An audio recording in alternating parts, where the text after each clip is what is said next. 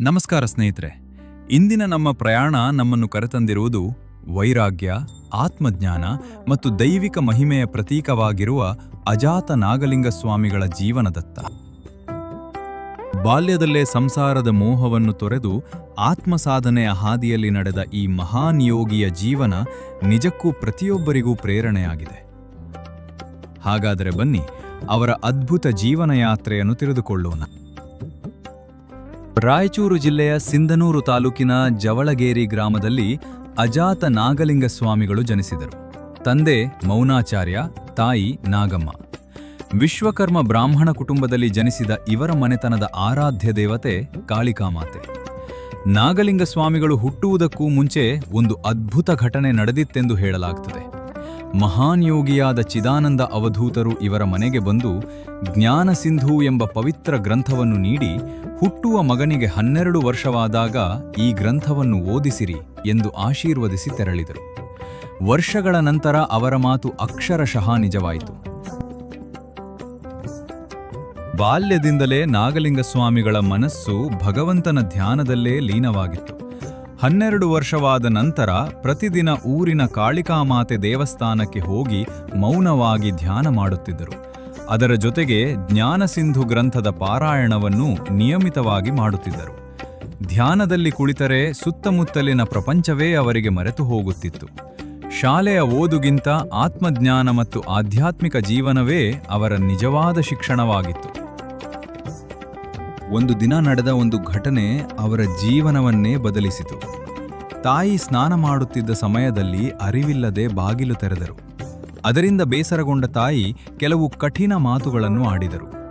ಆ ಮಾತುಗಳು ನಾಗಲಿಂಗ ಸ್ವಾಮಿಗಳ ಹೃದಯವನ್ನು ತಟ್ಟಿದವು. ನಾನು ಹುಟ್ಟಿದ ದಾರಿಯನ್ನೇ ನೋಡಿದರೆ ತಪ್ಪೇನು ಎಂದು ಹೇಳಿ ಮನೆ ಬಿಟ್ಟು ಊರಿನ ಹೊರಗಿನ ಗುಹೆಗೆ ತೆರಳಿ ದೇವಿಯ ಧ್ಯಾನದಲ್ಲಿ ಲೀನರಾದರು. ನಂತರ ಊರಿನ ಹಿರಿಯರು ಅವರನ್ನು ಮನೆಗೆ ಕರೆತಂದರು. ತಂದೆ ತಾಯಿಯವರು ಮದುವೆ ಮಾಡಿಸಬೇಕೆಂದು ಬಯಸಿದರು. ಆದರೆ ನಾಗಲಿಂಗ ಸ್ವಾಮಿಗಳು, ನನ್ನ ಜೀವನ ಸಂಸಾರಕ್ಕಲ್ಲ, ಆತ್ಮಸಾಧನೆಗಾಗಿ ಎಂದು ವಿನಯದಿಂದ ಹೇಳಿ ಪೋಷಕರ ಆಶೀರ್ವಾದ ಪಡೆದು ವೈರಾಗ್ಯದ ಮಾರ್ಗವನ್ನು ಆರಿಸಿಕೊಂಡರು. ಮನೆ ಬಿಟ್ಟ ನಂತರ ನಾಗಲಿಂಗ ಸ್ವಾಮಿಗಳು ಅನೇಕ ಪುಣ್ಯಕ್ಷೇತ್ರಗಳನ್ನು ಸಂದರ್ಶಿಸುತ್ತಾ ತಲೆಕಟ್ಟು ಗ್ರಾಮಕ್ಕೆ ಬಂದರು. ಅಲ್ಲಿ ನಿರುಪಾಧೀಶ್ವರರ ಶಿಷ್ಯರಾಗಿ ಗುರುಸೇವೆ ಮಾಡಿದರು. ಯೋಗ, ಧ್ಯಾನ, ವೈರಾಗ್ಯ ಮತ್ತು ಆತ್ಮಜ್ಞಾನದ ಆಳವಾದ ರಹಸ್ಯಗಳನ್ನು ತಮ್ಮ ಗುರುಗಳಿಂದ ಕಲಿತರು.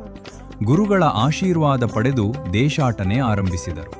ನವಲಗುಂದದಲ್ಲಿ ಭೀಮವ್ವ ಎಂಬ ಭಕ್ತೆಗೆ ಆತ್ಮಜ್ಞಾನದ ಮಾರ್ಗ ತೋರಿಸಿ ಆಕೆಯನ್ನು ತಮ್ಮ ಶಿಷ್ಯಳನ್ನಾಗಿ ಮಾಡಿಕೊಂಡರು. ನಂತರ ಕಾಶಿಯಾತ್ರೆ ಮಾಡಿ ತಮ್ಮ ಆಧ್ಯಾತ್ಮಿಕ ಸಂದೇಶವನ್ನು ಅನೇಕ ಭಕ್ತರಿಗೆ ತಲುಪಿಸಿದರು. ನಾಗಲಿಂಗ ಸ್ವಾಮಿಗಳ ಜೀವನದಲ್ಲಿ ನಡೆದ ಅನೇಕ ಪವಾಡಗಳು ಇಂದಿಗೂ ಭಕ್ತರ ಮನದಲ್ಲಿ ಜೀವಂತವಾಗಿವೆ. ಅವುಗಳಲ್ಲಿ ಧಾರವಾಡದಲ್ಲಿ ನಡೆದ ಒಂದು ಘಟನೆ ವಿಶೇಷ. ಒಮ್ಮೆ ಬ್ರಿಟಿಷ್ ಅಧಿಕಾರಿಯ ಆದೇಶದಂತೆ ಅವರನ್ನು ಜೈಲಿನಲ್ಲಿ ಬಂಧಿಸಲಾಗಿತ್ತು.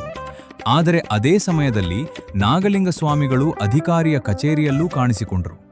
ಒಂದೇ ಸಮಯದಲ್ಲಿ 2 ಸ್ಥಳಗಳಲ್ಲಿ ಅವರ ದರ್ಶನವಾದುದನ್ನು ಕಂಡ ಅಧಿಕಾರಿ ಬೆರಗಾಗಿ, ಇವರು ಸಾಮಾನ್ಯ ಮನುಷ್ಯರಲ್ಲ, ದೈವಿಕ ಶಕ್ತಿಯ ಮಹಾನ್ ಯೋಗಿ ಎಂದು ಅರಿತು ಗೌರವದಿಂದ ತಲೆಬಾಗಿದನು.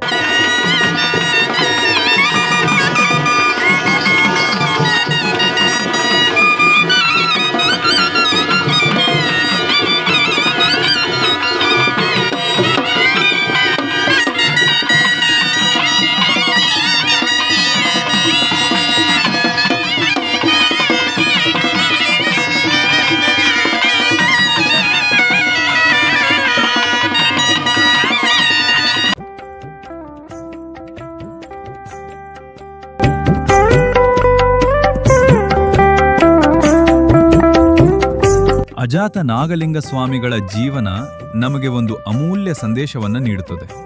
ನಿಜವಾದ ಸಂತೋಷವು ಸಂಪತ್ತಿನಲ್ಲಿ ಅಲ್ಲ, ಅದು ಆತ್ಮಜ್ಞಾನ, ಭಕ್ತಿ ಮತ್ತು ವೈರಾಗ್ಯದಲ್ಲಿದೆ.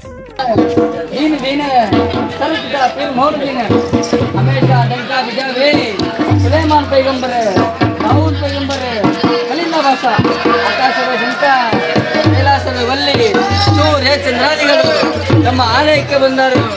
ಅರದೇಶಿ, ಪರದೇಶಿ, ಜ್ಯೋತಿ ಜಂಗಮ, ಮೂರು ನಾಡುಗೌಡ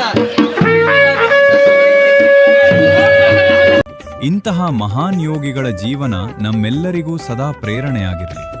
ಈ ವಿಡಿಯೋ ನಿಮಗೆ ಇಷ್ಟವಾದರೆ ಲೈಕ್ ಮಾಡಿ, ನಿಮ್ಮ ಸ್ನೇಹಿತರೊಂದಿಗೆ ಹಂಚಿಕೊಳ್ಳಿ ಮತ್ತು ಇಂತಹ ಐತಿಹಾಸಿಕ ಹಾಗೂ ಆಧ್ಯಾತ್ಮಿಕ ವಿಡಿಯೋಗಳಿಗಾಗಿ ನಮ್ಮ ಚಾನಲ್ ಅನ್ನು ಸಬ್ಸ್ಕ್ರೈಬ್ ಮಾಡಿ.